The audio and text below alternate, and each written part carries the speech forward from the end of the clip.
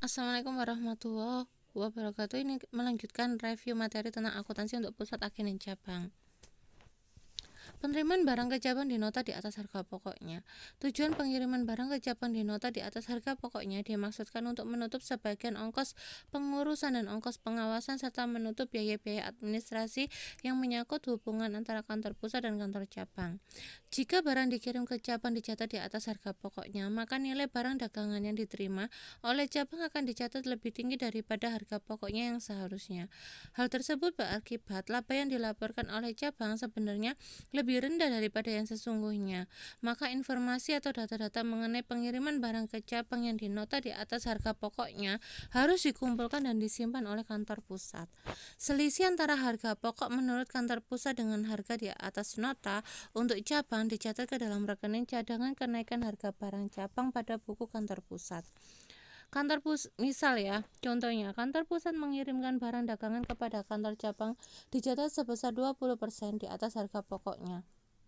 Harga pokok barang dagangan yang dikirimkan adalah 2 juta. Pada akhir periode, kantor cabang melaporkan bahwa semua barang yang dikirimkan tersebut laku dijual sebesar 2.900.000. Berdasarkan jurnal di atas, ternyata pada saat pengakuan laba dari cabang, laba cabang dilaporkan terlalu rendah karena harga pokok barang di cabang dicatat sebesar 2.400.000 sesuai harga di nota. Padahal seharusnya harga pokoknya yang tercatat adalah sebesar 2 juta.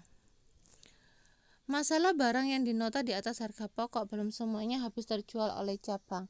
Jika terjadi bahwa barang dagangan yang dikirimkan ke cabang yang dinota di atas harga pokok belum berhasil dijual seluruhnya oleh cabang, maka dalam hal ini barang yang belum terjual tersebut akan melekat pada persediaan akhir milik cabang. Kantor pusat dalam hal ini harus segera mengadakan penyesuaian terhadap rekening-rekening cadangan kenaikan harga barang cabang. Ini adalah contoh kertas kerja penyusunan laporan laba rugi gabungan kantor pusat dan kantor cabang. Penjualan kantor pusat 19.600.000, untuk kantor cabangnya 9.500.000.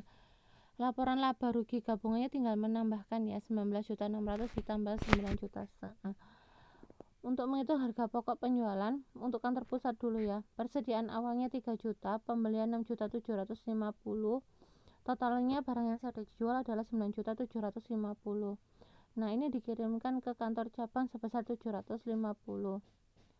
Persediaan akhirnya dikurangi persediaan akhir sebesar 3 juta sehingga HPP-nya ketemu 6 juta dari 9.750 dikurangi 750.000 dikurangi 3 juta. Ketemu 6 juta.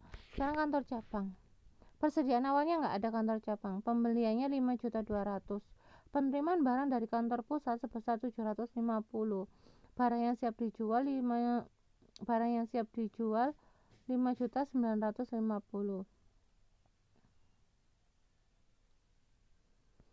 Persediaan akhirnya 300.000.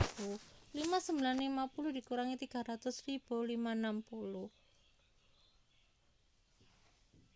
Oke, kita lihat yang kolom eliminasi. Untuk penerimaan barang dari pusat ada eliminasi di kredit sebesar 750.000. Kenapa itu harus dieliminasi? Yang perlu kalian pahami adalah bahwa laporan keuangan gabungan antara kantor pusat dan cabang itu tujuannya adalah memberikan gambaran tentang posisi keuangan dan atau hasil usaha perusahaan sebagai satu kesatuan ekonomi yang bulat, atau untuk melogikanya adalah sebagai satu kesatuan perusahaan. Jadi makanya kenapa kalau di laporan laba rugi gabungan itu pengiriman barang dari pusat itu harus dieliminasi dengan cara dikreditkan. Kan kalau dari cabang barang diterima kan berarti persediaannya bertambah kan, di debit, makanya untuk eliminasinya dikredit sebesar 750.000. Nah, jadi posisinya 0.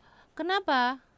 Karena kalau dalam artian melogikanya sebagai satu kesatuan perusahaan, masa mengirim dari perusahaan untuk perusahaan sendiri. Nah, kayak gitu ya maksudnya. Tapi hal itu akan muncul, 750 ini akan muncul jika laporan keuangannya itu bukan laporan keuangan individu, tapi laporan keuangan maksudnya gini, 750 itu akan muncul ketika perhitungan laba rugi individu. Maksudnya laba rugi kantor pusat sendiri, laba ruginya kantor cabang sendiri, nah itu akan muncul. Tapi kalau gabungan 750-nya harus dieliminasi. Paham ya? Alasannya kenapa? Yaitu tadi seperti yang saya jelaskan. Karena laporan keuangan gabungan itu adalah memberikan gambaran tentang posisi keuangan sebagai satu kesatuan yang bulat, sebagai satu kesatuan itu maksudnya sebagai satu perusahaan. Oke, pengiriman barang ke cabang itu dieliminasi didapat sebesar 750. Dieliminasi itu dinolkan ya. Jadi kalau ngirim barang berarti kan persediaannya berkurang kan posisi awalnya kredit. Kalau untuk mengenolkan berarti didapat sebesar 750. Dah, kalian lihat sekarang laporan rugi laba gabungannya 29.100.000 untuk penjualannya. HPP-nya persediaan awal 3 juta ditambah pembelian 11.950, barang yang siap dijual 14.950 dari 3 juta ditambah 11.950 dikurangi persediaan akhir 3.300 sehingga HPP-nya ketemu 11.650.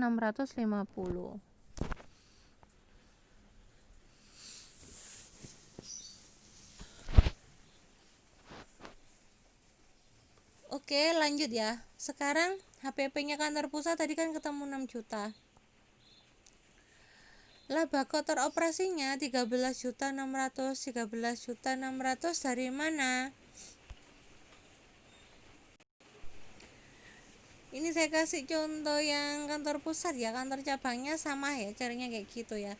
Jadi laba kotor operasinya 13.600 dari mana? Dari ini loh, penjualan kantor pusat 19.600 dikurangi HPP-nya 6 juta. Nah, ketemu laba kotor operasinya 13.600. Biaya administrasinya 1 juta, biaya penjualan 1,5 juta, biaya operasi lain-lain 800.000. Total biaya operasi adalah 3.300.000.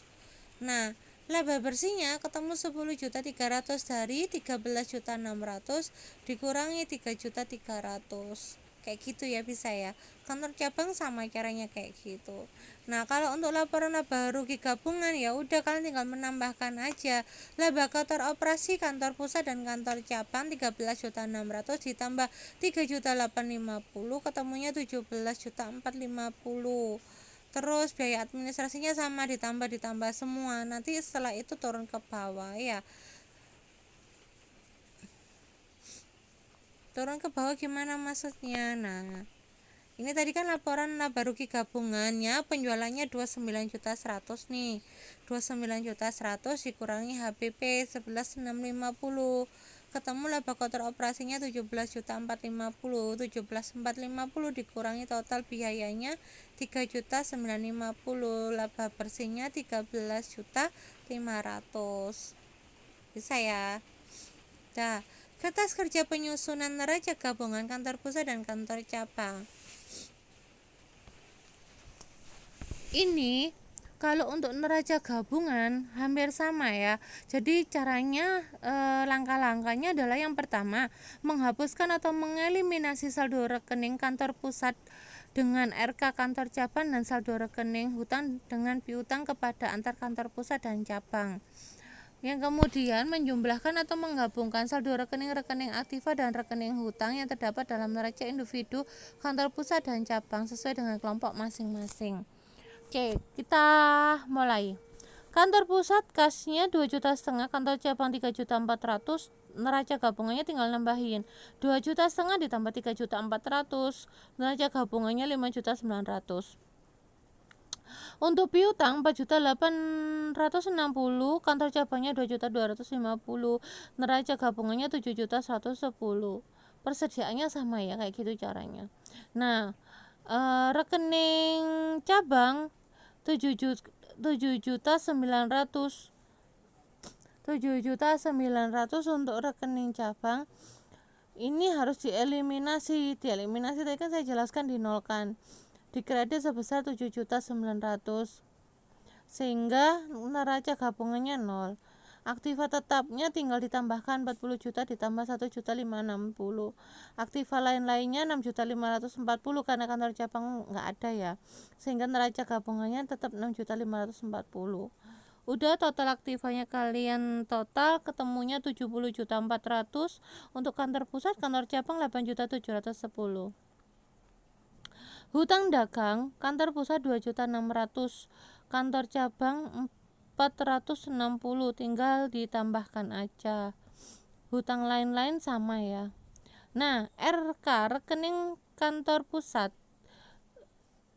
pada kantor cabang 7.900.000 ini harus dieliminasi sehingga 0. Oke, next.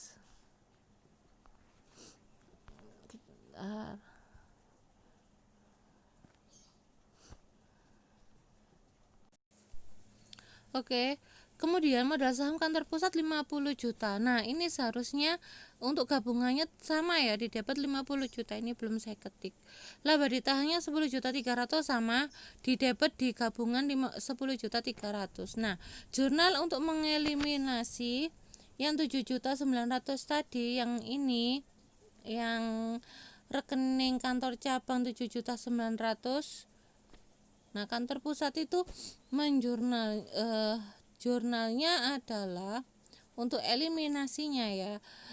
Rekening pusat 7.900.000 pada rekening cabang 7.900.000. Gitu ya, bisa ya. Rekening pusat 7.900.000 pada rekening RK itu rekening koran ya, rekening koran cabang sebesar 7.900.000.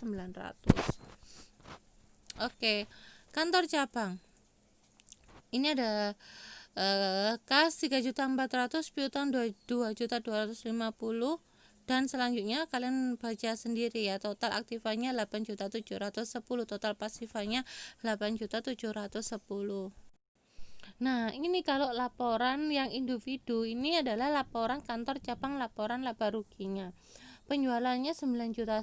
Ini dari mana? Yang ini ya. Bentar. Ini ya, dari data ini ya, penjualan 9,5 juta yang kantor cabang. Pokoknya dari tabel itulah. Nanti kalian lihat ya. Oke. Persedia awalnya 0. Penerimaan barang dari pusat tadi 750 kan, yang ini. Bentar. Yang ini ya. Yang ini penerimaan barang dari pusat 750. 1 2 3 4 5. Baris kelima ya, 750. Penerimaan. Dah. Habis itu pembelian 5.200.000. Pokoknya datanya dari tabel yang itu tadi ya. Nanti bisa kalian lihat sendiri. Pembeliannya 5.200.000, 750 ditambah 5.200.000, 5.950 dikurangi persediaan akhir 300.000, harga pokok penjualannya 5.650. Laba kotor operasinya 9,5 juta dikurangi 5.650, ketemunya 3.850 dikurangi biaya gaji 150, biaya administrasi 110.000, biaya penjualan 190, biaya penyusutan 200, sehingga total biaya operasinya 650. Laba bersih operasinya 3.200.000.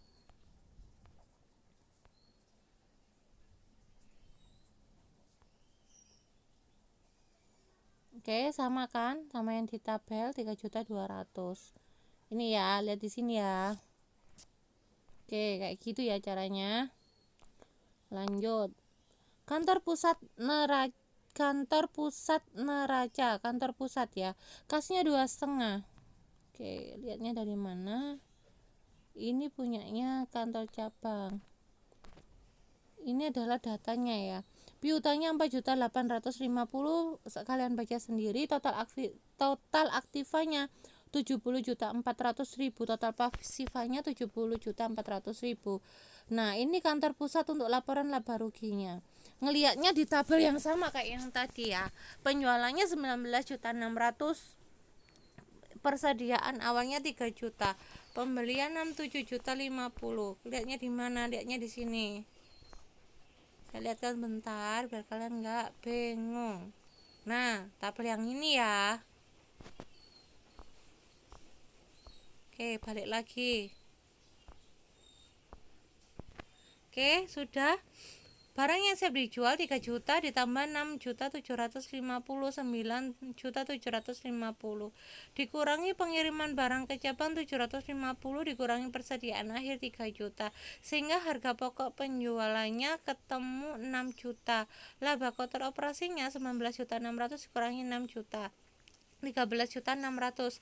13.600.000 dikurangi total biaya operasi 3.300.000 ketemunya 10.300.000 untuk laba bersih operasi. Sekian dari saya, terima kasih. Assalamualaikum warahmatullahi wabarakatuh. Semoga kalian paham. Terima kasih.